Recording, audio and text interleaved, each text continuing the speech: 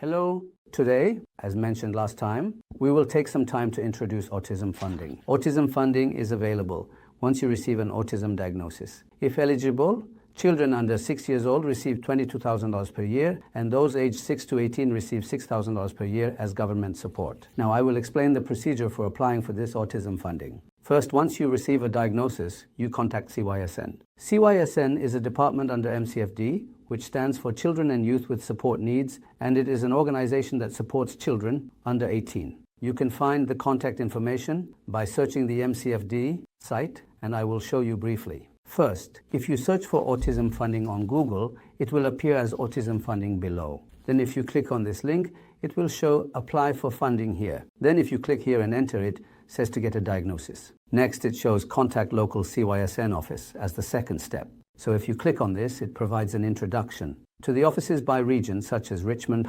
and Burnaby. You can contact them here. When you contact CYSN like this, a representative will be assigned. This person is usually referred to as a facilitator, and they will receive the necessary documents from the parents and proceed with the autism funding process. As I briefly mentioned last time, the most important document for the application is the diagnosis certificate. Next, you will need a birth certificate to prove age, a BC Services card to verify residency, and then the autism funding application form. Once all the documents are received, the facilitator, this representative, will review them and send out the contract. It is said to take about a week. Then, once you receive the contract at home, there are 2 copies of the contract, and you need to sign both and submit them to the Autism Funding branch within 2 weeks. We advise that you apply as soon as possible once you receive the diagnosis. The reason is that the eligibility for autism funding begins from the month the application and required documents are submitted to the MCFD regional office.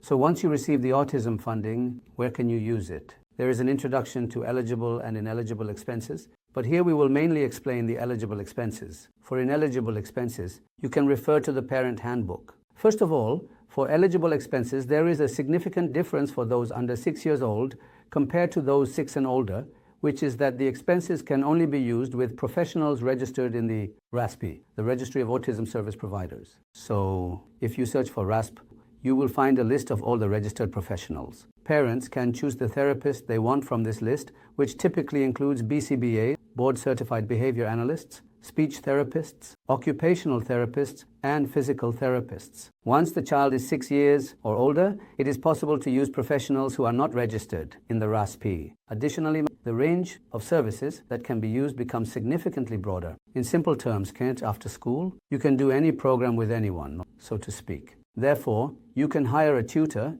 engage in art, music, or physical education, or choose a service provider to participate in various programs that can enhance social skills. Another point is that whether under 6 years old or over, up to 20% of autism, funding can be used for costs related to parent or professional training or for purchasing equipment. However, for equipment like computers, tablets, or smartphones, a professional signature is required. Therefore, you need to fill out the form and send it. Now, there are 2 main ways to pay this subsidy. One is the invoice payment agreement, and the other is the direct payment agreement. First, I will explain the invoice payment agreement, which most families are using. This means that each child will have an account in a department called the Autism Funding branch. The child will have an account. So this autism funding is not paid directly to the parents. Instead, when parents register a service provider, that service provider will provide the services, right? Then, the payment for those services is made directly from the Autism Funding branch to the service provider. The service payment period is usually contracted for 1 year based on the child's date of birth. Then, the funding payment can be claimed only after the service has actually been provided. It cannot be claimed before that. Next, any unused amount within the funding payment period does not carry over to the next year, so you should aim to use it all within the current year. In fact, although it seems like a lot of money, when you actually start using it, it doesn't seem that much. Even if it's $12,000, because the costs of professionals are so high, after a few hours you can easily spend $1,500 to $2,000 in a month. Next, I will explain the billing method. First, you need to select a service provider. For those under 6 years old, a professional registered with LASP is required, and for those 6 years and older, anyone is acceptable. Then, you need to register this service provider. The form for registration is called Request to Pay Service Provider or Suppliers. You fill out this form and submit it to the Autism Funding Unit. So the form is for one service provider each, and it is submitted once a year. If you decide on the amount you will pay to the registered service provider annually, it works like this. However, the amount can change, right? In such cases, you need to submit a form to amend it. The title of this form is Request to Amend Invoice Payment Authorization, and you fill it out and submit it. When purchasing the equipment mentioned earlier, you need to fill out and submit a form called the Justification for Equipment and Supplies Form, JFE, and as mentioned before, experts need to sign it. Then within 6 months after purchasing the equipment, you must fill out and submit the reimbursement of autism expenses form along with the receipts. The submission methods include an online platform, email, mail, and fax, all of which are possible. About 15 years ago when we did it, there was no such online platform, but it seems they have been introduced recently. Therefore, using the online platform is said to be the fastest process. The name of the platform is My Family Service, and if you go to Autism Funding, everything is listed there. I will now briefly show you each of the forms I mentioned. This form is the Request to Pay Service Provider, which means it's the form for registering a service provider. Here you can see parent information, child information, then information about the service provider, and then information about how you plan to use the expenses. Here you can see the start date, end date, and how much you will pay, things like that. You fill out these details and submit them. Next, as I mentioned earlier, if you want to change the expenses, then there is a form called Request to Amend Invoice Payment Authorization. In the same way, you fill out the child's information, service provider information, and indicate how the amount is changing from one value to another, and then submit it. Next, this form is the one needed when purchasing equipment. So the title is Justification for Equipment and Supplies, and it includes information about the child, what you are doing for them. And then you can see here that it is designed to list various items. And at the very end, there is a section called Professional Responsibility, where the signature of the professional is required. This could be a BCBA or a speech therapist, and these individuals need to handle it. Then, after purchasing the equipment, since you need to get reimbursed, the parents initially pay the cost. When you request this money back, you use the form called Reimbursement for Autism Expense, and you fill in the necessary information here. When you send this, you must include the receipt. Next, this is the main page of the portal called My Family Services. You can find everything by going into the Autism Funding section, and it's easy to locate. But just in case, I'll show you. So, as I mentioned earlier, you enter through the Autism Funding section. Then you go to Apply for Funding here, and at the bottom, you'll see Hire Provider appear. When you look at Services, Support, and Therapy, it shows how you submit the documents. It says submit the form every year at number 3, and below that, it mentions the fastest way is assert My Family Service. So I've linked My Family Service here. When you click on this, the portal I showed you earlier will appear. 15 years ago, there was no such portal, so we mostly communicated via email, mail, or fax. But now with the online platform, it's faster and more convenient. So I hope you use it. Next, I will explain the direct payment method. I haven't seen any families around me doing this, but I'm explaining that this is possible.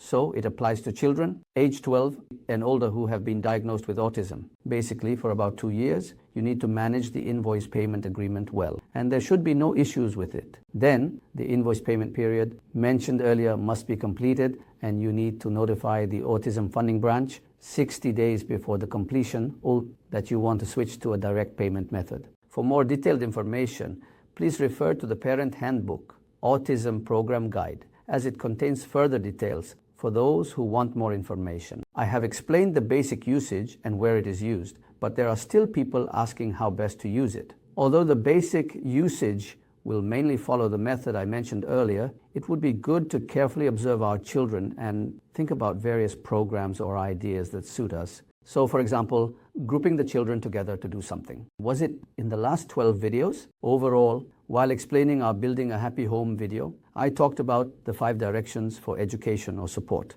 And in that, it mentions that it should be relationship-oriented. Next, it should be fun and bring a sense of happiness. I explained things like having priorities. Under such basic directions, it would be good to think creatively about what programs or services suit our child. Additionally, one of the questions often asked is, how do you find a good BCBA, or it's difficult because the BCBA changes frequently. You ask these questions, but honestly, I don't have a specific solution for the first question about how to find a BCBA. Especially in British Columbia, it's very difficult to find a Korean-speaking BCBA, and most of them are on waiting lists. So it's unfortunate that I can't give a definite answer. The second issue is that it's difficult because the BCBA changes frequently. This is also not an easy question, especially when the BCBA changes often. The BCBA has to train the BI, and during this training period, there isn't much support provided to our children. However, the time the BCBA spends on training it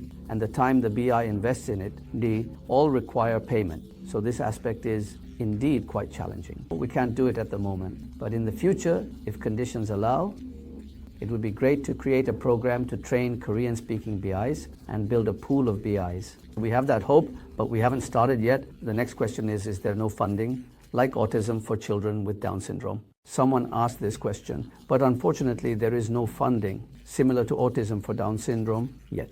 When I looked up sites, the place where I mostly get information is called the Down Syndrome Resource Foundation. They also run individual programs, so it might be good to contact them. Is there any funding available for intellectual disabilities other than autism? Similarly, there is no funding like Autism Funding, but as mentioned earlier, if you contact the local CYSN office, they do provide something called family support services. Here, they offer things like behavioral support, parent education, or counseling. There are programs that provide various support, especially when parents are in difficult situations, but there is no regular funding like Autism Funding that comes out annually or monthly. However, when they turn 19, a place called CLBC provides support, and fortunately, there is more funding available at that time. We'll stop here for today. Next time, we will have a session introducing the disability tax credit. Thank you for watching until now.